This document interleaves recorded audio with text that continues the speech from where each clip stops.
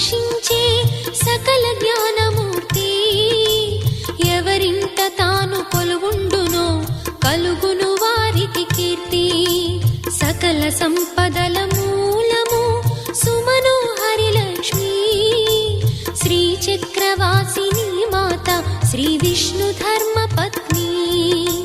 తనని నమ్మిన భక్తులకు దరిద్రమును బాపు. కొలిచెడి వనితల కొంగులలో బంగారము నింపు. అష్టలక్ష్ముల రూపున అవతారం దాల్చినది.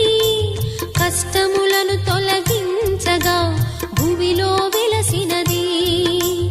లక్ష్మీదేవి కథ శ్రీ లక్ష్మీదేవి కథ.